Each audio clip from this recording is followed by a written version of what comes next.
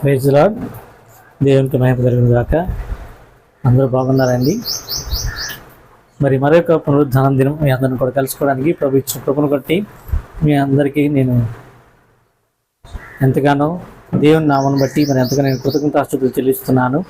అందరూ పరిశుద్ధమైన దేవుని మాటలు వినడానికి మీరు అందరూ సిద్ధంగా ఉన్నారా? మరి అనేక సంవత్సరాలుగా మనం దేవునిలో నడుస్తూ ఉన్నాం, దేవునిలో భక్తిగా జీవిస్తూ ఉన్నాం. ఇంకనూ నిరీక్షణ కలిగి అంతం వరకు నమ్మకంగా జీవించాలని ప్రభు యొక్క ఆశ అన్నది.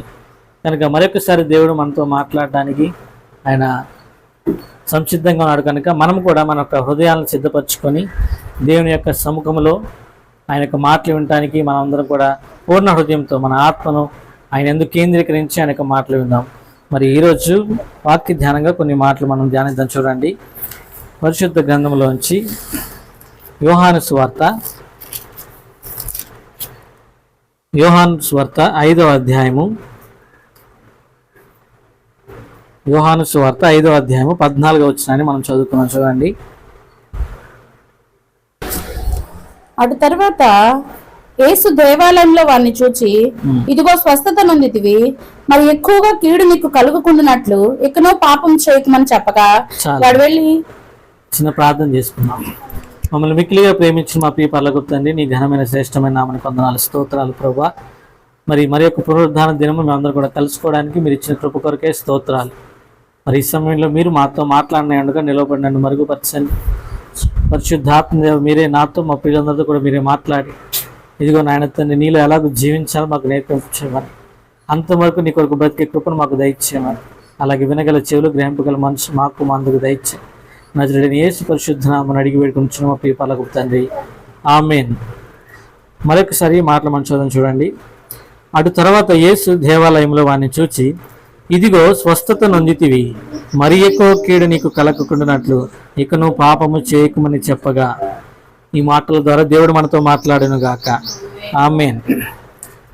దేవుని సంగమా, మరి యొక్క పరిశుద్ధ గ్రంథంలో మరి మొదట 4 సువార్తలు దేవుని యొక్క స్వార్థ ప్రణాళిక ఎలాగ చేయబడిందో వాటన్నిటి గురించి రాయడం జరిగింది. మరి దేవుడు యొక్క లోకంలో మనిషి కుమారుడిగా జీవించినప్పుడు అనేక ప్రాంతాలను సందర్శిస్తూ అనేక మందిని బాగు చేస్తూ మరి వెళ్తున్నట్లుగా అనేక చోట్ల యొక్క రోగుల్ని స్వస్థపరిచి వెళ్ళినట్లుగా మనం చూస్తూ ఉంటాం. అనేక అద్భుతాలను, ఆశ్చర్యకార్యాలను ప్రభు ఎన్నో సంగతుల గురించి, మర్మయుక్తమైన సంగతుల గురించి చెబుతూ అనేక మందిని ఆ యొక్క తండ్రి వైపు నడిపిస్తూ తన యొక్క ప్రయాణాన్ని కొనసాగించినట్టు మనం చూస్తూ ఉన్నాం. అయితే ఇక్కడ యొక్క యోహాను సువార్తలో ఈ యొక్క 5వ అధ్యాయంలో ప్రత్యేకంగా ఒక వ్యక్తి గురించి చెప్పబడుతూ ఉంది. ఆ యొక్క వ్యక్తి ఎవరే అంటే, ఆ యొక్క మొదటి నుంచి మనం చూడండి. అటు తర్వాత యూదుల పండుగ ఒకటి వచ్చిన కనుక యేసు యెరూషలేముకి వెళ్ళెను.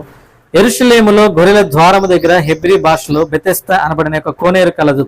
దానికి 5 మంటపములు కలవు. ఆయా సమయముకు దేవదూత కోనేటిలో దిగి నీళ్లు కదిలించుట కలదు. నీరు కదిలింపబడిన పిమ్మట మొదట ఎవడు దిగిన వాడు ఎట్టి వ్యాధి కలవాడను బాగుపడను కనుక ఆ మంటపంలో రోగులు, గుడ్డివారు, కుంటివారు, ఓచకాలు చేతి వాళ్ళు గలరు గుంపులుగా పడి ఉండిరి. అయితే అక్కడ 38 ఏండ్ల నుండి వ్యాధి గల ఒక మనుషుడు ఉండెను. యేసు వాడు పడి ఉండట చూచి, ఇక్కడ మనం గమనించినట్లయితే బెతెస్దా అనబడే ఒక కోనేరు యెరూషలేములో ఉన్నట్లుగా మనం చూస్తూ ఉన్నాం. అయితే అది ఎక్కడ ఉన్నాయంటే యెరూషలేములో గొర్రెల ద్వారము దగ్గర అని వ్రాయబడి ఉంది. ఏమండి, ఈ గొర్రెల ద్వారం దగ్గర ప్రత్యేకించబడిన ఒక స్థలం ఉంది. అది బెతెస్దా అనబడిన కోనేరు. హెబ్రీ భాషలో బెతెస్దా అనబడిన ఒక కోనేరు కలదు. కోనేరు అంటే ఒక చెరువు లాంటిది అని అనుకోవచ్చు. అయితే ఈ స్థలము చాలా పవిత్రమైనదిగా ఇక్కడ చెప్తా ఉన్నారు. ఈ స్థలమందు, ఈ యొక్క బెతెస్దా కోనేరు అనబడిన స్థలమందు 5 మంటపాలు ఉన్నాయంట. అయితే ఆ కోనేరులో ఇదిగో దేవదూతలు నీళ్లు కదిలించబడి వచ్చినప్పుడు ఎవరైతే మొదటగా ఆ నీళ్ళలో దిగుతారో వారు ఎట్టి వ్యాధి గలవారైనా సరే దేవుడు స్వస్థపరుస్తారన్న ఒక నమ్మకం, విశ్వాసం వారిలో ఉంది. మీరు బాగా గమనించినట్లయితే అనేక మంది ఈరోజు క్రీస్తుని వెంబడించేవారు, క్రీస్తుని వెంబడిస్తున్నవారు, క్రీస్తుని వెంబడించాలని అనుకునేవారు చాలా మందిలో ఇదిగో స్వస్థతల కోసమే వచ్చేవారు చాలా మందిగా ఉంటారు. కొంతమంది ఏమండి ఏదైనా పిల్లల విషయంలో రావచ్చు, గర్భఫలం లేదనో లేకపోతే అప్పుల సమస్యతో వచ్చేవాళ్ళు ఉంటారు. కానీ అనేకుల్లో 90% మంది స్వస్థతల కోసమే ప్రభువుని వెంబడించే వాళ్ళు చాలా మంది ఉన్నారు. అయితే అది ఇహలోకంలో దేవుడు స్వస్థపరుస్తాడు, అయితే ఆత్మీయ విషయంలో కూడా దేవుడు మనల్ని స్వస్థపరుస్తాడు. ఈ యొక్క మర్మయుక్తమైన సంగతులు దేవుడు ఇక్కడ మనకి బయలుపరిచి ఉన్నాడు. మనం ఇక్కడ గమనించినట్లయితే ఇక్కడ మొత్తము 5 మంటపములు కలవు అని రాయబడింది. మనం ఆ మాట చదువు చూడండి. ఒక కోనేరు కలదు, దానికి 5 మంటపములు కలవు. 5 మంటపములు అంటే ఈ యొక్క కోనేరు చుట్టూ 5 వేస్ అంటే ఒక్కొక్క మంటపము గుండా కొద్ది మంది వస్తూ ఉంటారు. చుట్టూ కోనేరు ఉంటే ఆ కోనేరు చుట్టూగా 5 మంటపాలు ఉన్నాయి. 5 మంటపాలు అంటే ఒక షెడ్ లాంటిది అనమాట. అక్కడ ఒక గుంపు, ఇక్కడ ఒక గుంపు, అలా గుంపులుగా ఉండే 5 గుంపులు మనం అక్కడ చూస్తూ ఉన్నాం. ఈ యొక్క విషయం దేవుడు ఎందుకు చెప్తానంటే ఇది ఎక్కడ ఉందా అంటే యెరూషలేములో గొర్రెల ద్వారము దగ్గర ఉంది. ఎక్కడ ఉందండి? గొర్రెల ద్వారము దగ్గర. అంటే ఈ మనం ఆత్మీయంగా కనుక ఈ మాటలు మనం ధ్యానించినట్లయితే విశ్వాసులు ఉండే దగ్గర ఈ యొక్క ద్వారము, విశ్వాసులు ప్రవేశించే ద్వారం దగ్గర ఉంది. ఈ బెథెస్దా కోనేరు అనే స్థలము క్రీస్తు యొక్క రక్తానికి సాదృశ్యంగా ఉంది. ఎలా ఉంది? క్రీస్తు యొక్క రక్తానికి సాదృశ్యంగా ఉంది. ఇప్పుడు చాలా మంది అనేకులు విశ్వాసులు, అనేక రకాలైన విశ్వాసులు ఉంటా ఉన్నారు. ఈ విశ్వాసుల గురించే ప్రభు యొక్క చెప్తా ఉన్నాడు. చాలా మంది ఈ రోజుల్లో నీటిలో బాప్తిస్మం పొంది మారు మనసు లేకుండానే దేవుణ్ణి వెంబడిస్తున్న వారు ఉన్నారు. అట్టి వారి కోసము దేవుడు ఒక మర్మయుక్తమైన సంగతిని మన కొరకు దాచి ఉంచాడు. అనేకులు మారు మనసు లేకుండా ప్రభువుని వెంబడిస్తున్నాం అనుకుంటున్నారు. మేము అందరం కూడా విశ్వాసులతో కలిసి జీవిస్తున్నాం కాబట్టి మేము కూడా విశ్వాసులమే, మేము కూడా ఒకానొక రోజున దేవుని సన్నిధిలో చేర్చబడతామనే యొక్క నిరీక్షణ కలిగి వారు జీవిస్తా ఉన్నారు అనుకుంటున్నారు. కానీ వారి యొక్క జీవితము వ్యర్థము. మారు మనసు లేని యొక్క జీవితము. మనం ఎన్ని రోజులు దేవుని వెంబడించినా కూడా, ఎన్ని రోజులు మనం దేవుని ప్రార్థన చేస్తున్నా కూడా ఆ యొక్క మారు మనసు లేనప్పుడు మనం ఎంత ప్రయాసపడినా కూడా దేవుని సన్నిధిలో అది వ్యర్థముగా ఎంచబడుతుంది. అయితే ఇక్కడ 5 మంటపాలు కలవని దేవుడు వాక్యం సెలవిస్తా ఉంది. 5 మంటపాలు, 5 రకాలైన గుంపులు ఇక్కడ సాదృశ్యంగా చెప్పబడతా ఉంది. మనం యొక్క గుంపులు మనం చూడండి. మొట్టమొదటిగా గనుక మంటపాల్లో రోగులు, రెండవదిగా గ్రుడ్డివారు, మూడవదిగా కుంటివారు, 4వదిగా ఊచకాలు చేతులు గలవారని ఉంది. మొట్టమొదటి మంటపంలో ఎవరున్నారంటే రోగులు ఉన్నారు. ఇది మొట్టమొదటి ఆత్మీయ రోగానికి సాదృశ్యంగా చెప్పబడుతుంది. మొట్టమొదటి మంటపము ఆత్మీయ రోగం. మనము ఒక వాక్యం చూడండి. కొరింథీయులకు రాసిన పత్రిక 11వ అధ్యాయము. కొరింథీయులకు రాసిన పత్రిక 11వ అధ్యాయము 29వ వచనాన్ని చదువుదాం. చూడండి. 11వ అధ్యాయం 29వ వచనం. ప్రభువు శరీరం అని వివేచింపక తిని త్రాగువాడు తనకు శిక్షావిధి కలుగుడికే తిని త్రాగుచున్నాడు. ఇందువలననే మీలో అనేకులు బలహీనులను రోగులునై ఉన్నారు. దాన్ని మీ మాట గుర్తించారా? అనేకులు రోగులుగా ఉన్నారు. మొట్టమొదటి మంటపంలో ఎవరున్నారంటే రోగులుగా ఉన్నట్లుగా మనం గుర్తించాం. అవునా? ఎందుకు రోగులు అవుతున్నారు? ఈనాడు అనేక మంది దేవుని యొక్క అద్భుతాలను రుచి చూస్తూ దేవుడిచ్చే ఆశీర్వాదాలను పొందుకుంటూ ఇంకా రోగులుగానే బ్రతుకుతున్నారు. ఈ రోగం ఏంటంటే ఆత్మీయ రోగం. మనము అనేకులు బాప్తిస్మం తీసుకున్నారు కానీ మారు మనసు లేదు. అంటే నిజమైన మారు మనసు అంటే ఏంటి? అవునా? నిజమైన మారు మనసు అంటే ఏంటంటే మనం అపోస్తుల మాటలో ఒక మాట చదువుతున్నాం. ఏంటంటే ఇదిగో మూర్ఖులైన ఈ తరం వారికి వేరే జీవించి అపోస్తుల బోధ యందును సహవాసమందును ప్రార్థన ఎందును రొట్టె విరుచుట ఎందును ఎడతెగక ఉండాలని యొక్క మా సువార్త ప్రకటిస్తూ ఉంటే అనేకులంట ఏం చేస్తున్నారంటే ఈ విషయాలన్నీ మర్చిపోయి వారిని వారు యోగ్యులుగా ఎంచుకుంటూ ఇదిగో దేవుని ఎదుట మనం ఎలా ఉన్నామో మన యొక్క పరిస్థితిని గమనించుకోకుండా ప్రభువు శరీరం అని ఆయన యొక్క రక్తం అని వివేచింపక తిని త్రాగువారు అనేకులు ఏమవుతున్నారంట? రోగగ్రస్తులు అవుతున్నారు. గల కారణం ఏంటంటే మారు మనసు లేకుండానే దేవుని వలలో చేపెట్టే వాళ్ళు వీరు. పైకి వేషధారణ భక్తి చేస్తారు. నీటిలో బాప్తిస్మం తీసుకున్నంత మాత్రాన నిజమైన మారు మనసు నీలో ఉందో లేదో మనం గమనించుకోవాలి. ప్రతి దినము మన యొక్క హృదయాన్ని, మన యొక్క శరీరాన్ని, మన యొక్క తలంపుల్ని మనము దేవుని యొక్క వాక్యము చేత ఉదక స్నానము చేయబడాలని ప్రభు వాక్యం సెలవిస్తా ఉంది. కనుక ఎవరైతే వివేచింపక తాగుతున్నారో, ఎవరైతే వివేచింపక ప్రభు బలలో చేయబడుతున్నారో వీరిలో అనేకులు రోగగ్రస్తులుగా ఉన్నారు. ఈ రోగానికి ఒక ఉదాహరణ ఏంటంటే సరిగా ప్రార్థన చేయలేకపోవడం, సరిగా వాక్యాన్ని ధ్యానించలేకపోవడం, సరిగా దేవునితో సహవాసము చేయలేకపోవడమే ఆత్మీయ రోగం. ఇది మొట్టమొదటి మంటపంలో ఉన్న గుంపు. రెండవ మంటపంలో ఇంకో గుంపు ఉంది. అది చూడండి. రెండవ మంటపంలో ఏ గుంపు ఉంది అంటే తర్వాత ఎవరున్నారు? గుడ్డివారు ఉన్నారు. ఎవరైనా ఉన్నారు? గుడ్డివారు. ఆత్మీయ గుడ్డితనం కలిగిన వారు ఉన్నారు. ఈ ఆత్మీయ గుడ్డితనం ఎలాగో కలుగుతుంది తెలుసా? ఈ లోక సంబంధమైన దేవత వారి కన్నులకు గుడ్డితనం కలగజేస్తుందంట. గల కారణం ఏంటి? వీరు మందిరానికి వస్తారు, ఏమండి, మందిరానికి వస్తారు, దేవుని వాక్యాన్ని వింటారు, దేవుని పాటలు పాడతారు, దేవుని ఆరాధిస్తారు. కానీ ఏమండి, లోక సంబంధమైన పారంపాచారాలు వీరు విడిచిపెట్టరు. లోక సంబంధమైన ఆ యొక్క ఆచారాలు ఏవైతే అవి విడిచిపెట్టరు. వీరికి ఏం కలుగుతున్నాయంటే, ఈ లోక సంబంధమైన ఆచారాలను వెంబడించే వారికి ఏం కలుగుతున్నాయంటే ఆత్మీయ గుడ్డితనం కలుగుతుందంట. ఏ గుడ్డితనం కలుగుతుంది? ఆత్మీయ గుడ్డితనం. ఇది రెండవ మంటపంలో ఉన్న గుంపు. ఈ ఆత్మీయ గుడ్డితనం కలిగిన వారు దేవుని యొక్క ప్రత్యక్షతను వారు చూడలేరు. ఏమండి, దేవుని యొక్క ప్రత్యక్షతను వారు చూడలేరు. దేవుని ప్రత్యక్షత నీకు తెలియలేకపోతే దేవుని యొక్క మహోన్నతమైన కార్యాలను మనం చేయలేం.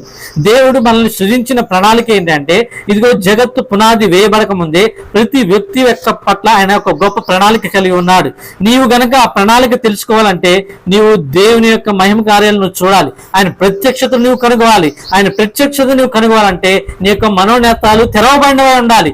ఇదిగో నీకు గుడ్డితనం కలిగి ఉంటే మనోనేత్రాలు ఎలా తెరవబడగలుగుతాయి? ఇదిగో నువ్వు గుడ్డితనంలో బ్రతుకుతుంటే దేవుని ప్రత్యక్షతను నువ్వు ఎలా కనుగొనతావు? ఇదిగో అనేకులు ఈరోజు దేవుని వెంబడించే వారు ఉన్నారు, కానీ గుడ్డిగా వెంబడిస్తా ఉన్నారు. ఎలాగ వెంబడిస్తున్నారు? గుడ్డిగా వెంబడిస్తున్నారండి. ఇదిగో నువ్వు గుడ్డిగా వెంబడిస్తున్నావా? ఇదిగో ఎదుటి వాళ్ళు ఎలా చేస్తారు, నేను కూడా అలాగే చేస్తలే. ఇదిగో ఆ వ్యక్తి పాపం చేసి వచ్చి మళ్ళీ మందిరంలో కూర్చుంటున్నారు, ఆ వ్యక్తి సినిమాలు చూసి వచ్చి మళ్ళీ మందిరంలో కూర్చుంటున్నారు, ఆ వ్యక్తి ఇదిగో సీరియల్ చూసి వచ్చి మందిరంలో కూర్చుంటున్నారు. వాళ్ళలాగా నేను కూడా నడుచుకుంటూ వెళ్ళిపోద్ది. వాళ్ళకు ఏమండి దేవుడు కార్యాలు చేస్తాను నాకు చేయడం అని చాలా మంది అనుకుంటున్నారు, కానీ ఇది ఆత్మీయ గుడ్డితనం మంది చాలా మంది తెలుసుకోవట్లేదు. ఈ లోక సంబంధమైన దేవత అంటే వారి కన్నులకు గుడ్డితనాన్ని కలగజేసిందంట. ఎవరైతే లోక సంబంధమైన పారంపర్యాలను పాటిస్తా ఉన్నారో, ఎంతమంది అయితే లోక సంబంధమైన ఆచారాలను వెంబడిస్తున్నారో, ఇదిగో దేవుని బిడ్డగా ఉన్న నీవు ఇదిగో లోక సంబంధమైన ఆచారాలను విడిచిపెట్టి మూర్ఖులైన తరం వారికి వేరే నీ గనక నువ్వు జీవించలేకపోతే ఇదిగో దేవుడు వచ్చే వరకు నువ్వు గుడ్డితనంలోనే బ్రతుకుతావు. ఒకవేళ దేవుడు వచ్చే వరకు నువ్వు గుడ్డితనంలో బ్రతికితే దేవుని యొక్క పిలుపుని నువ్వు ఎలా కనుగొనగలుగుతావు? ఇదిగో ఆ మహిమ ప్రత్యక్షతను నువ్వు ఎలాగో చూడగలుగుతావు? రెప్పపాటులో నువ్వు మహిమను పొందుకొని ఎలాగో పరలోక రాజ్యం చేర్చబడతావు. ఏమండి, ఇది రెండవ గుంపు ఉంది. అయితే మూడవ గుంపు కూడా ఉంది. చూడండి, ఆ మూడవ గుంపు ఎవరంటే కుంటివారు ఉన్నారంట. ఎవరున్నారు? కుంటివారు. ఈ కుంటివారు కూడా గుంపులుగా ఉన్నారు. ఏమండి, ఈ కుంటివారు కూడా గుంపులుగా ఉన్నారు. ఈ కుంటితనం ఏంటంటే ఆత్మీయ కుంటితనం. అంటే ఆత్మీయ కుంటితనం మనం అనేకులు గమనించినట్లయితే, ఈరోజు ఆదివారము దేవుని యొక్క పరిశుద్ధమైన దినముగా, ఆదివారము ఆరాధన ఇచ్చే సమయంగా దేవుడు మనకి ఇచ్చి ఉన్నాడు. అయితే అనేకులు ఈరోజు మందిరానికి రాలేని వారుగా ఉంటా ఉన్నారు. ఏమండి, అనేకులు ఈరోజు మందిరానికి రాలేని వారుగా ఉంటున్నారు. దేవునికి ప్రార్థన అంటే, దేవుని యొక్క పని అంటే వారి యొక్క కాళ్ళని వెనక తీసుకునే వారుగా ఉంటున్నారు, కానీ దేవుని పని కొరకు పరిగెట్టేవారు ఈరోజు చాలా మంది తక్కువగా ఉన్నారు. వీరందరూ ఎలాంటి వారంటే కుంటివారంట. ఈ కుంటివారు కూడా ఎక్కడ ఉన్నారంటే ఇదిగో ఆ మంటపంలో ఉన్నారు. మూడవ మంటపంలో కుంటివారు ఉన్నారు. అనేక మంది కుంటితనము కలిగే ఈ యొక్క గొర్రెల ద్వారం దగ్గర కూర్చుని ఉన్నారు. అండి, ద్వారము దగ్గర కూర్చుని, మీరు ఒక మాట మీరు జ్ఞాపకం ఉంచుకోండి. వీరందరూ ఎక్కడ కూర్చున్నారంటే ద్వారము దగ్గరే కూర్చుని ఉన్నారు. ఇంకా లోపలికి రావాల్సిన ఆ యొక్క అర్హత వీరిలో లేదు. మీరు గమనించాల్సిన మాట ఇది. వీరందరూ ఎక్కడ కూర్చున్నారంటే గొర్రెల ద్వారము దగ్గర కూర్చున్నారు, కానీ ఇంకా మందిరంలోనికి ప్రవేశించలేదు. మీరు ఈ విషయాలు చాలా జాగ్రత్తగా గమనిస్తూ ఉండాలి. ఇదిగో గొర్రెల ద్వారం దగ్గరే ఉన్నారు. వీళ్ళకి లోపల రావడానికి అర్హత లేని వారుగా ఉంటున్నారు. ఇదిగో మీరు అనుకోవచ్చు, నేను మందిరంలోకి వస్తూ దేవుని ఆరాధిస్తున్నాను, కానీ అనేక సమయాలు నీ కాళ్ళను నువ్వు వెనక తీసిన వాడుగా ఉన్నావు. ఇదిగో ప్రార్థన కొరకు పరిగెత్తేవాడిగా నువ్వు లేవు. పరిచర్య కొరకు పరిగెత్తేవాడిగా లేవు. ఇదిగో దేవుని స్వార్థ కొరకు పరిగెత్తేవాడిగా లేవు. ఇదిగో అదిగో ఒక వాక్యం చదివిస్తుంది కదా, దేవుని స్వార్థ ప్రకటించే వారి యొక్క పాదములంట ఏమండి రమ్యములని దేవుని వాక్యం సెలవిస్తుంది. ఇదిగో ఆయన కొరకు సువార్త ప్రకటించే పాదములుగా మన పాదములు ఉండాలి. మన కాళ్ళు దేవుని కొరకు పరిగెత్తే వారిగా ఉండాలి. ఇదిగో అనేకులు వెనుకున్న మరిచి ముందున్న వాటికే సాగిలపడి, ముందున్న వాటికే వేగిరిపడి పరిగెత్తమని వాక్యం సెలవిస్తా ఉంటే, ఇదిగో అనేకులు ఇంకా వెనకున్న వాటి కొరకు ఎదురు చూస్తూ ఉండు, ఇంకా వెనకబడిపోయే ఉన్నారు. అవునా? ఈ పరుగు పందెంలో మనం ఓపికతో పరిగెత్తవలసిన వారే ఉన్నాము, కానీ అనేకులు కుంటి వారైపోయారు. ఇదిగో దేవుని కొరకు పరిగెట్టలేని వారుగా ఉంటున్నారు. అనేకులు కుంటి వారైపోయి దేవుని పని కొరకు ఏ పని చేయలేని వారుగా ఉంటున్నారు. తల్లి, ఎంతో మంది అలాగే జీవిస్తున్నారు. మీరు ఆ విషయాలు గమనించండి. నీ పరిస్థితి ఈరోజు ఎలాగుంది? దేవుని కొరకు పరిగెట్టే వ్యక్తిగా నీవు ఉంటున్నావా? ఒకవేళ నీవు దేవుని కొరకు కనుక పరిగెట్టాలని ఆశ నీలో ఉంటే దేవుడే నిన్ను ముందుకు తీసుకువెళ్తాడు. ఒక్క అడుగు కనుక నువ్వు ముందుకు వేస్తే ఆయన నీ చెయ్యి పట్టుకొని ఇదిగో నిన్ను ఆయన కొరకు నడిపించే వ్యక్తిగా ఉండాలని ఆయన ఆశపడతా ఉన్నాడు. ఈరోజు దేవునికి నిన్ను నువ్వు అప్పు చెప్పుకో. ఈరోజు దేవుని కొరకు నువ్వు పరిగెట్టాలని ఆశపడు. ఇదిగో దేవుని కొరకైన ప్రణాళిక ఏదైనా నేను దేవుని కొరకు చేరన ఆశ, ఆ యొక్క నిరీక్షణ నీలో ఉంటే దేవుడే మనల్ని ముందుకు నడిపిస్తాడు. ముగ్గురు యొక్క గుంపులను మనం చూస్తా ఉన్నాం. మొట్టమొదటి వారు ఎవరై అంటే ఎవరు? రోగులు ఉన్నారు. రెండో వారు ఎవరన్నా అంటే గుడ్డివారు ఉన్నారు. మూడో వారు ఎవరున్నారంటే కుంటివారు ఉన్నారు. నాలుగో వారు ఎవరున్నారంటే మంటపంలో ఓచకాలు చేతులు గలవారు ఉన్నారు. ఓచకాలు చేతులు. ఈ ఓచకాలు చేతుల వారికి చేయలేకదు తొందరగా, కాళ్ళు లేకదు తొందరగా. అవునా? ఈ చేతులు ఉండి కూడా వ్యర్థమే, ఈ కాళ్ళు ఉండి కూడా వ్యర్థమే. వారు ఏది కూడా చేయలేరు. దేవుని కొరకు ఏదైనా నేను ఇవ్వాలని ఆశ వీళ్ళు ఉండలు. వీరందరూ కూడా ఎలాంటి వారు అంటే ఓచకాలు చేతులు గలవారు. ఏమన్నా దేవుడు ఏం చెప్పాడంటే మీరు విస్తారంగా ఇవ్వండి, నేను మీకు విస్తారంగా ఇస్తానని చెప్పాడు. అవునా? మనం ఎప్పుడైతే గుప్పిలు విప్పి దేవుని కొరకు ధారాళంగా మనం ఇస్తామో అప్పుడు దేవుడు మన అంతకంతగా దేవుడు ఆశీర్వదిస్తాడు. అంటే మీరు ఇవ్వండి అంటే దాని అర్థం ఏంటంటే చాలా మంది ఈరోజు అన్యజనులు కానివ్వండి, దేవుని వెంబడించేవారు కానివ్వండి, దేవుని వెంబడిస్తున్న వారు కానివ్వండి, ఎవరైనా కూడండి దేవునికి ఇవ్వండి నా అర్థం ఏంటి అనుకుంటానండి. ఏమనుకుంటున్నారు? మీ మనసులో కూడా ఇదే ఆలోచన వచ్చింది కదా. దేవునికి ఇవ్వడం అంటే ధనం ఇవ్వడం అని కాదు. అవునా? మీ డబ్బులు ధనము దేవునికి ఎందుకు పనికిరాను అండి. ఇహలోకంలో మనం తీసుకున్న ఈ కాగితాలు, చిత్తు కాగితాలు, ఈ నాణ్యాలు దేనికి పనికిరానివి. మీరు ఇవ్వాల్సినవి ఏంటో తెలుసా? మీ యొక్క పూర్ణ హృదయాన్ని దేవుడికి అప్పచెప్పాలి. మీ యొక్క సమయంలో దేవునికి దశంభాగం ఇవ్వాలి. మీ యొక్క ఆరోగ్యంలో దేవునికి దశంభాగం ఇవ్వాలి. మీ యొక్క ప్రతి దానిలో దేవునికి దశంభాగం ఇవ్వాలి. అనేకులు దశంభాగం అంటే ఈరోజు ఏమనుకుంటున్నారంటే కేవలం డబ్బని అనుకుంటున్నారు. ఈరోజు చాలా మంది అన్యజనులు కూడా ఈ వాక్యం వింటున్న అనేకులు కూడా ఇవ్వాలి అని అంటే డబ్బులు ఇవ్వమని కాదు. దేవుడు ఎప్పుడైనా మన దేవుడు ఐశ్వర్యవంతుడు. ఆయనకి ఇహలోకాన్ని సృష్టించిన సృష్టికర్త. ఆయన దేవుడు ఒక మాట అంటారు కదా, ఇదిగో కొండ మీద వెండి బంగారంలో నావి కాదా, కొండ మీద గొర్రెలు నావి కాదా, ఇదిగో ఈ భూలోకంలో ఉన్న సమస్త పశువులు నావి కాదా, ఇదిగో మనమే దేవుని వారమైనప్పుడు మన డబ్బులు దేవునికి ఇవ్వడం ఏంటి? మీరు ఎప్పుడైనా ఆలోచన గమనించారా? దేవునికి ఇవ్వండి, ఆయన గణపరచమన్నాడు. ఇదిగో మనకి దేవుడు ఏదైతే ఇచ్చాడో, ఇదిగో దేవుడు ఒకే ఒకటి అడుగుతున్నాడు కదా. ఏమడుగుతా అంటే మన ప్రాణాన్ని దేవుడు సజీవ యాగంగా తన బలిపీఠం మీద కోరుకుంటున్నాడు. ఇదే మనం దేవునికి ఇవ్వగలిగింది. ఇదిగో మన పూర్ణ హృదయంతో మనకు హృదయాన్ని సంపూర్ణంగా ఆయనకి మనం సమర్పించినప్పుడు దేవుడు మనల్ని అంతకంతగా ఆయన హెచ్చిస్తాడు. అది ఒక మాట, మొదట మీరు నీతిని రాజ్యాన్ని వెతకండి, అప్పుడు అవన్నీ మీకు సమకూర్చబడినని. నీతిని రాజ్యాన్ని వెతకడం అంటే ఏంటి? దేవుని కోసం మనం పరిగెట్టడము, దేవుని పనుల కొరకు మనం ఏదైనా కార్యము చేయడము, దేవుని యొక్క పరిశుద్ధమైన దాంట్లో పరిశుద్ధంగా మనం పాల్గొనటము, ఇవన్నీ కూడా దేవుని యొక్క నీతిని నెరవేర్చడానికి సాదృశ్యంగా చెప్పబడుతూ ఉన్నాయి. ఇదిగో దేవునికి ఇవ్వలేని నీవు, దేవుని కొరకు ఏదైనా చేయలేని నీవు. కొంతమంది మందిరం ఉంటారు, చప్పట్లు కొట్టలేరు. కొంతమంది దేవునికి పైకెత్తి చేతులు పైకెత్తి ఆరాధించలేరు. కొంతమంది ఇదిగో చేతులతో చేయగల పనులు వారు చేయలేరు, కాళ్ళతో చేయగల పనులు వారు చేయలేరు. ఏం చేస్తాం కాళ్ళు చేతులతో? దేవుని కొరకు పరిచర్య చేయాలి మనం. అవునా? పరిచర్య సంబంధమైన కాళ్ళు చేతులు దేవుడు మనకి ఎందుకు ఇచ్చా అంటే ఆయన పరిచర్య చేయడానికి దేవుడు కాళ్ళు చేతులు మనకి ఇచ్చాడు. కానీ చాలా మంది ఓచ కాళ్ళు చేతులు గలవారు ఉన్నారు. వీరు మందిరంలోకి వస్తారని కానీ చేపలు తీరు, మందిరంలోకి వస్తారు కానీ పరిచర్య చేయరు, మందిరంలోకి వస్తారు కానీ ఏది ముట్టుకోరు, ఇది నాకు సంబంధమే లేదు అన్నట్టు కూర్చుంటారు. ఈరోజు అనేకులు అలాగే ఉంటున్నారు. దేవుని మందిరంలో ఏక శరీరంగా చేయబడిన మనము అందరూ విశ్వాసంతో ఒకరికొకరు పొరుకొల్పుకుని దేవుని యొక్క పని చేయాల్సిన వారు విన్నాము. మొత్తం 4 గుంపులు. వీళ్ళందరూ ఎక్కడున్నారంటే ఎక్కడున్నారు? గొర్రెల ద్వారం దగ్గర కూర్చుని ఉన్నారు. 4 గుంపులు చూసాం. అయితే 5వ మంటపంలో ఒక ప్రాముఖ్యమైన వ్యక్తి కూర్చొని ఉన్నాడు. ఇది దేవుడు ఈరోజు మనతో మాట్లాడబోయే మాట. దేవుడు మనతో మాట్లాడబోయే మాట. ఒక వ్యక్తి, ఆ గుంపులో ఒక వ్యక్తి ఒక దగ్గర కూర్చున్నాడంట. ఆయన ఎక్కడి నుండి చూడండి, అక్కడ 5వ వచనంలో, యోహాను సువార్త 5వ అధ్యాయం 5వ వచనంలో, అక్కడ 38 ఏండ్ల నుండి వ్యాధి గల ఒక మనుషుడు ఉండెను. ఎన్ని సంవత్సరాల నుంచి అంట? 38 సంవత్సరాల నుంచి ఒక వ్యాధి గల మనుషుడు అక్కడ ఉన్నాడంట. 5 మంటపాలు ఉన్నాయి. 4 మంటపాల్లో రోగులు ఉన్నారు, గుడ్డివారు ఉన్నారు, కుంటివారు ఉన్నారు, ఊచకాల చేతులు గలవారు ఉన్నారు. అయితే ఈ యొక్క 5వ మంటపంలో వ్యక్తి ఉందాం అనుకున్నాను అనుకోండి. ఈ 5వ వ్యక్తికి 38 సంవత్సరాల నుంచి ఒక వ్యాధి ఉందంట. ఎన్ని సంవత్సరాల నుంచి? 38 సంవత్సరాల నుంచి ఒక వ్యాధి ఉంది. ఇక్కడ మనం చదివితే ఆ వ్యక్తి యొక్క పేరు రాయబడలేదు, ఆ వ్యక్తి యొక్క వ్యాధికి ఉన్న లక్ష్యం ఏంటో కూడా ఇక్కడ చెప్పబడలేదు. మీరు గమనించారా? 38 సంవత్సరాల నుంచి వ్యాధితో బాధపడుతున్నాడు. ఆ వ్యాధి ఏంటో కూడా ఇక్కడ చెప్పబడలేదు. మీరు ఆలోచన చేసినట్లయితే 38 సంవత్సరాల నుంచి యెరూషలేము గొర్రెల ద్వారం దగ్గర కూర్చున్న ఒక వ్యక్తి ఆ యొక్క కోనేటిలో దిగటానికి అవకాశం లేదు. ఆ కోనేటిలో దిగడానికి అవకాశం లేదు. 38 సంవత్సరాల నుంచి ఏమంటే ఆ బెతెస్దా కోనేరు అనబడే స్థలంలో ఉన్నాడు. అనేకులు రోగులు వస్తా ఉన్నారు, గుడ్డివారు వస్తా ఉన్నారు, కుంటివారు వస్తా ఉన్నారు, ఊచకాలు చేతులు గలవారు వస్తా ఉన్నారు. వీరందరూ బాగుపడుతున్నారు, తిరిగి వెళ్తా ఉన్నారు. మీరు ఒక విషయం గమనించాలి. ఏ గుడ్డితనమైనా బాగుపడుతున్నారు. గుడ్డివారు ఏమంటే చూపు పొందుతున్నారు, కుంటివారు నడవగలుగుతున్నారు, ఊచకాలు చేతుల వర్గాలు బాగుపడుతున్నారు, రోగులు స్వస్థత పొంది మంచి ఆరోగ్యవంతులుగా తిరిగి వెళ్తున్నారు.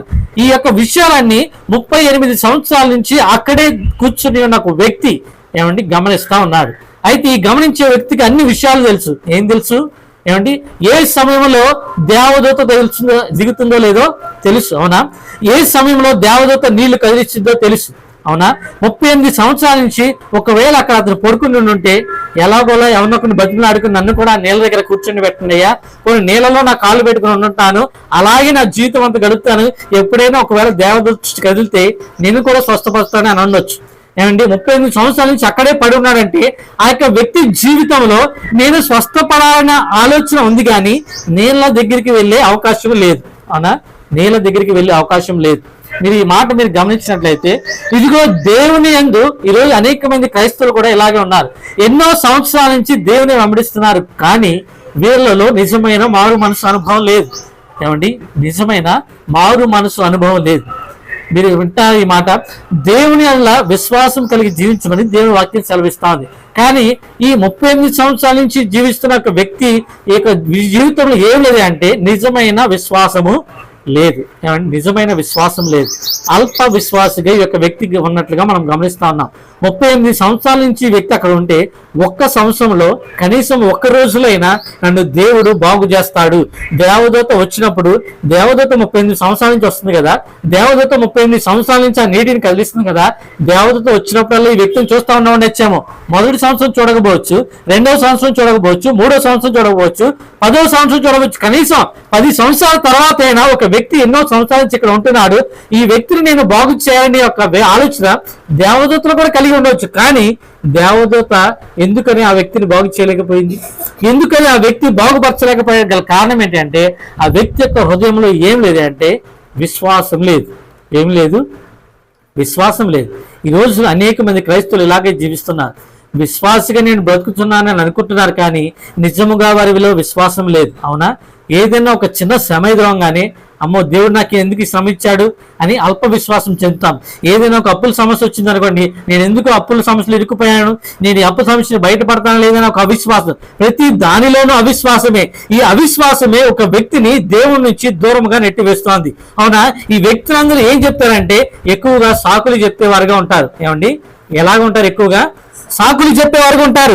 అనేక మంది ఈ రోజు మందిరాల్లో ఏమంటే ఎన్నో సంవత్సరాలుగా దేవుని వెంబడించేవారు ఉంటారు. వాళ్ళు అనుకుంటారు నాకు అన్నీ తెలుసు, నాకు వాక్యం తెలుసు, నాకు ప్రార్థన తెలుసు, దేవుడితో మాట్లాడటం వాళ్ళకు తెలుసు, నాకు అన్ని విషయాలు తెలుసు అనుకుంటారు. కానీ వీరికి ఏం తెలియదంటే ఏమంటే దేవునితో విశ్వాసముగా ఎలాగో నడవాలో వీరికి తెలియదు. చాలా మంది అల్ప విశ్వాసులుగా జీవిస్తున్నారు. ఈ 5వ మంటపంలో ఉన్న ప్రత్యేకమైన గుంపు ఎవరై అంటే అల్ప విశ్వాసులు. ఏమండి అల్ప విశ్వాసులు. అందుకే దేవుడు శిష్యులు కూడా చాలాసార్లు గద్దించాడు. ఇదిగో దేవుడు నోవల ఆ యొక్క ఓడలో ఉన్నాడు. ఏమండి దేవుడు ఒక రోజు ఓడలో ఉన్నాడు.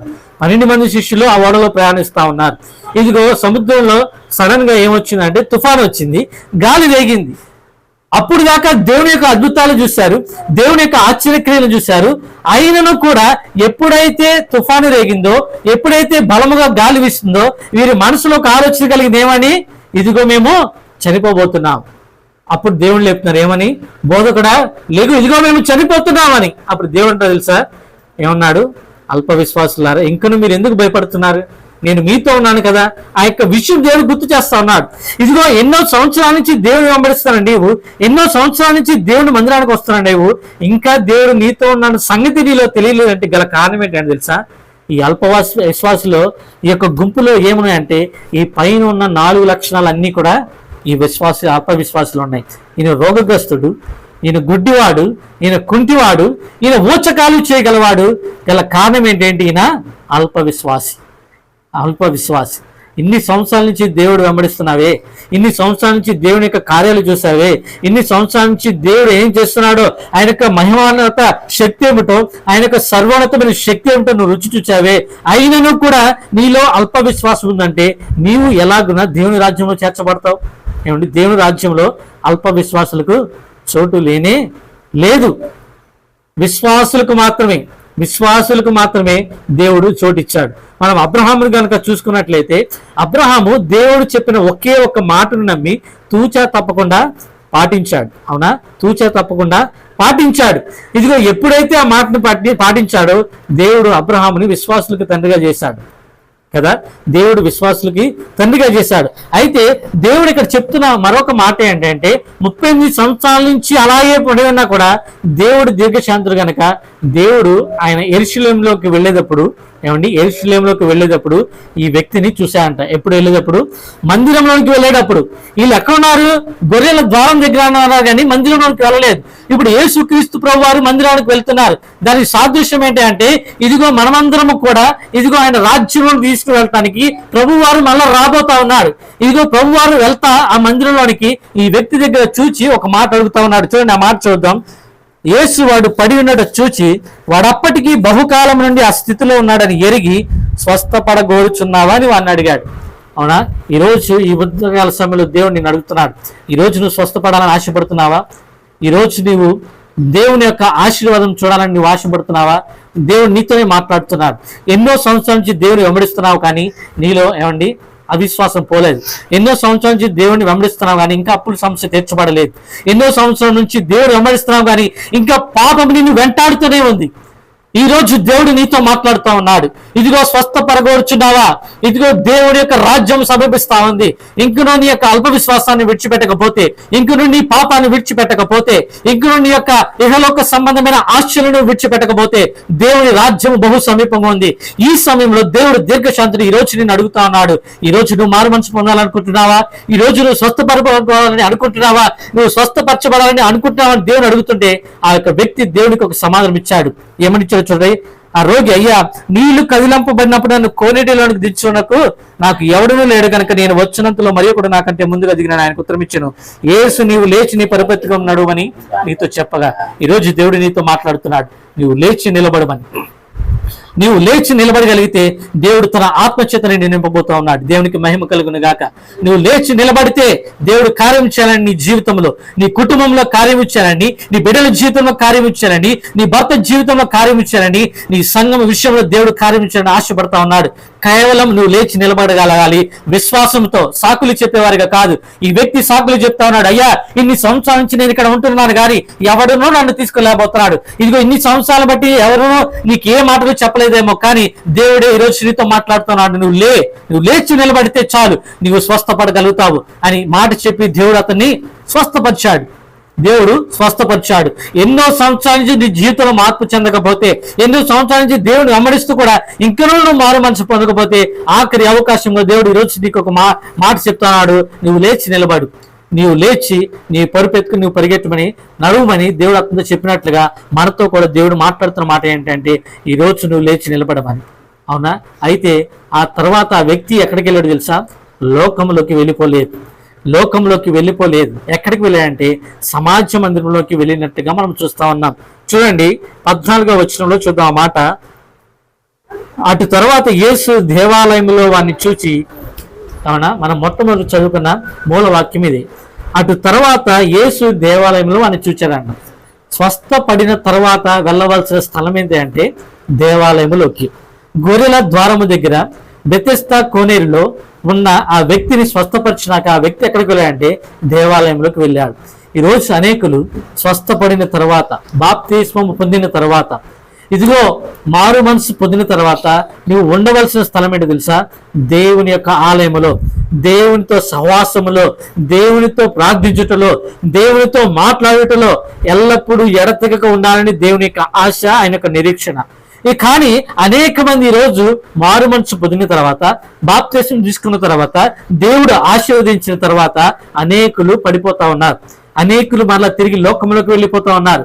అందుకే దేవుడు ఒక మాటని హెచ్చరికగా ఈ రోజు మనతో మాట్లాడుతున్నాడు. ఏం మాట అంటే, ఇదిగో స్వస్థత నొందితివి, మరి ఎక్కువ కీడు నీకు కలగకుండానట్లు ఇక నువ్వు పాపము చేయకు. ఇదిగో నీవు మారు మనసు పొందావు, ఇదిగో నీవు బాప్తిస్మం తీసుకున్నావు, ఇదిగో నువ్వు బలారాధనలో పరిశుద్ధమైన బలలో చేయబడతా ఉన్నావు. ఇదిగో దేవుడు చెప్పే మాట ఏంటి తెలుసా? మరీ ఎక్కువ కీడు నీకు కలగకుండానట్లు ఇక నువ్వు పాపము చేయకము. ఒకసారి మారు మనసు పొందిన తర్వాత ఏమంటే ఆ మాట మనం చూడండి. హెబ్రీ రాసిన పత్రిక 6వ అధ్యాయంలో మాట ఉంటే చదువుదాం. 6వ అధ్యాయము 4వ వచనం. ఒకసారి వెలిగింపబడి పరలోక సంబంధమైన వరమును రుచి చూచి పరిశుద్ధాత్మలో పాలివారై దేవుని దివ్యవాక్యమును రాబో యుగ సంబంధమైన శక్తుల ప్రభావమును అనుభవించిన తర్వాత తప్పిపోయిన వారు ఏమండి ఏమైపోయారంట? తప్పిపోయారంట. వీళ్ళందరూ ఎలాంటి వారు తెలుసా? ఇదిగో వెలిగించబడ్డారు, పరలోకమైన సంబంధమైన వరాన్ని రుచి చూచారు, ఇదిగో పరిశుద్ధాత్మలో పాలివారయ్యారు, రాబో యుగ సంబంధమైన శక్తుల ప్రభావం అనుభవించారు, దేవుని దివ్యవాక్యమును కూడా ఎరిగారు. అయితే వీరందరూ ఏమైపోయారంట? వీటన్నిటిని అనుభవించిన తర్వాత తప్పిపోయారంట. అందుకే ప్రభు ఈ మధ్యాహ్న కాల సమయంలో మనం హెచ్చరిస్తా ఉన్నాడు. ఇదిగో నువ్వు స్వస్థత నొందితివి, మరీ ఎక్కువ కీడు నీకు కలగకుండానట్లు నువ్వు పాపం చేయొద్దు, నువ్వు తప్పిపోవద్దు. ఒకవేళ కనుక నువ్వు తప్పిపోతే, ఒకవేళ కనుక నువ్వు మళ్ళా పాపంలో పడిపోతే, ఇదిగో ఒకవేళ కనుక నువ్వు దేవుని విడిచిపెట్టి ఈ లోకంలో కనుక నువ్వు కలిసిపోతే నువ్వు అనుకోవచ్చు, నాకు అన్ని తెలుసు, అన్ని మార్గాలు తెలుసు, దేవుడు క్షమాహృదయం క్షమించే హృదయం కలిగిన వాడు కదా, దేవుడు దీర్ఘశాంతుడు కదా, దేవుడు ఎన్ని పాపములు చేస్తే మనం క్షమిస్తాడు కనుక నువ్వు అనుకుంటున్నావేమో. కానీ అట్టి వాడంట, ఇదిగో మరి ఆ మాట చదువుతుంది చూడండి. తమ విషయంలో దేవుని కుమారుని మరలా సిలువ వేయచ్చు బాహాటముగా ఆయన అవమానపరుచుతున్నారు గనుక మారు మనసు పొందినట్లు అటు వారిని మరలా నూతన పరచుట అసాధ్యము. ఏమండి అట్టి వారు ఏం చేస్తావు తెలుసా? నువ్వు దేవుణ్ణి నువ్వే నీ యొక్క జీవితాన్ని నాశనం పరుచుకుంటున్నావు.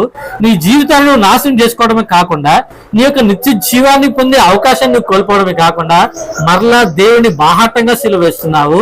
మరలా అదే విధంగా అంట అట్టి వారు మారు మనసు పొందినట్లు నూతన పరచుట అసాధ్యమని ఏం సెలవిస్తుంది? ఏం చెప్పట్లేదండి, దేవుని వాక్యం సెలవిస్తాను. తప్పిపోయిన వారు మరలా నూతన పరచబడుట అసాధ్యం. కొంతమంది ఏమంటారు తెలుసా? తప్పిపోయిన కుమారుడు తిరిగి వస్తే తప్పిపోయిన కుమారుడు తిరిగి వస్తే దేవుడు చేర్చుకోలేదా? మరలా మమ్మల్ని చేర్చుకుంటారని మీరు అనుకుంటున్నారేమో. ఏమండి తప్పిపోయిన కుమారుడు ఒక్కసారి దేవునికి వ్యతిరేకంగా పాపం చేశాడు. ఏమండి మారు మనసు పొందిన తర్వాత అతను తప్పిపోలేదు. ఇదిగో దేవుని ఎరగక ముందు అతను తప్పిపోలేదు. దేవుని ఎరిగిన తర్వాత ఆయన ఏ పాపము చేయలేదు. దేవుని యందు ఆయనకు తండ్రికి లోబడి జీవించాడు. కానీ ఈ రోజుల్లో అనేకులు దేవుని ఎరిగిన బిడ్డలే, దేవుని వెంబడిస్తున్న బిడ్డలే, దేవుని సన్నిధిలో పరిచర్య చేస్తున్న బిడ్డలే అనేకులు తప్పిపోతా ఉన్నారు.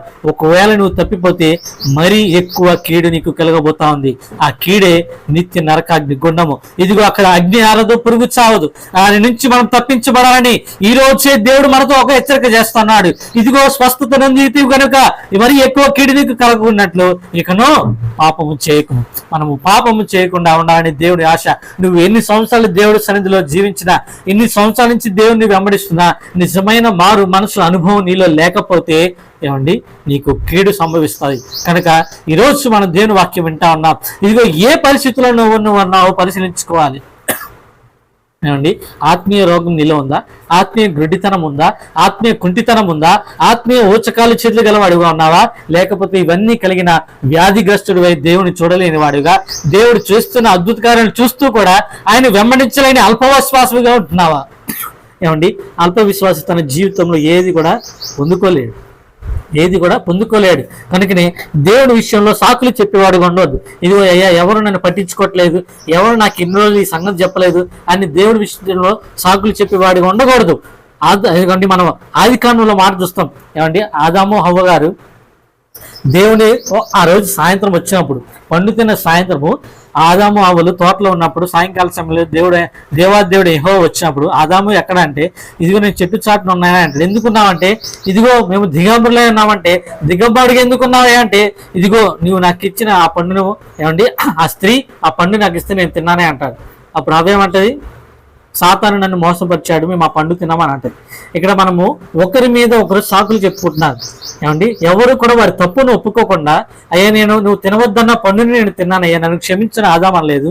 నువ్వు తినవద్దన్న పండుని నేను తిన్నానని హవ్వ నన్ను క్షమించమని అడగలేదు. కానీ వీరందరూ ఎవరి మీద సాకులు మోపుతున్నారంటే ఒకరి మీద ఒకరు సాకులు మోపుతున్నారు.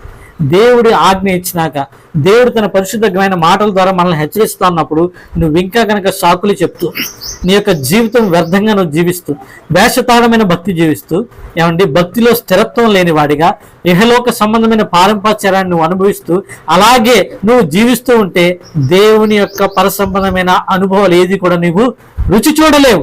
ఇదిగో నువ్వు వ్యాధిగ్రస్తుడుగానే ఉంటావు.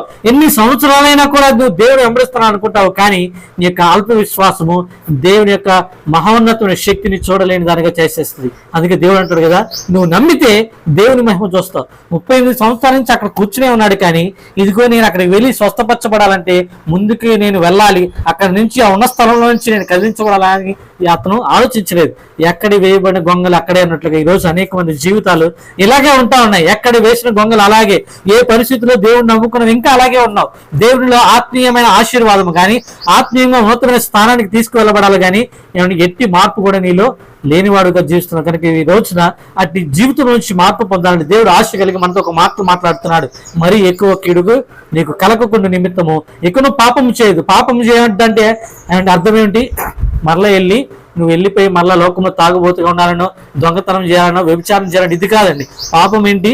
ఆజ్ఞ అతిక్రమమే పాపము. దేవుని మాట వినకపోవడమే, ఆయన యొక్క నీతిని నెరవేర్చకపోవడమే పాపము. దానిలో చాలా మంది నేను ఎందుకు పాపం చేస్తా అనుకుంటారు, కానీ అనేకుల విశ్వాసంలో ఉండే పాపం ఏంటంటే ఆజ్ఞ అతిక్రమించే పాపం. ఈరోజు అనేక మంది ఇలాంటి గుడితనం కలగ చేయడం వల్ల, ఇహలోక సంబంధమైన పారంపర్యాలు మనం ఇంకనూ అనుసరించడం వల్ల, మనుష్యాచారాలను బట్టి నడవటం వల్లనే మనము ఆజ్ఞలను అతిక్రమించే వారిగా ఉంటాం. ఈ విషయంలో దేవుడు మనకు జ్ఞానము కలిగించి మనందరినీ తన కృపలో నిలవబెట్టిన గాక, దేవుడి వాక్యాన్ని దీవించి ఆశీర్వదించును గాక, మనందరం కూడా నిత్య రాజ్యంలో చేర్చబడదుము గాక. ఆమేన్. దేవుడు ఆయన పరిశుద్ధ రక్తం వాళ్ళందరినీ కడిగి, ఇదిగో వ్యాధి లేని వారిగా, ఇదిగో అనారోగ్యం లేని వారిగా, ఆరోగ్యం కలిగిన వారిగా దేవుని సన్నిధిలో నిత్య జీవార్థమై మనమందరం ఆయన సన్నిధిలో పాలు పొందినట్లుగా దేవుడు మన కృప చూపించడుగాక. ఆమేన్. ప్రార్థన చేసుకుందాం. ఈ సమయంలో మమ్మల్ని మిక్కిలిగా ప్రేమించిన మా ప్రియ పరలోకపు తండ్రి, నీ ఘనమైన శ్రేష్టమైన మనకి వందనాలు, స్తోత్రాలు ప్రభువా. తండ్రి, ఇంతవరకు మమ్మల్ని ప్రేమించి నీ రెక్కల చాటును భద్రపరిచి ప్రభువా, ఇదిగో పాటల ద్వారా మీరు మహిమపరచబడడానికి స్తోత్రాలు. ఆరాధనలో మీరు ఉన్నందుకే మీకు స్తోత్రాలు ప్రభువా. ఇదిగో మీరు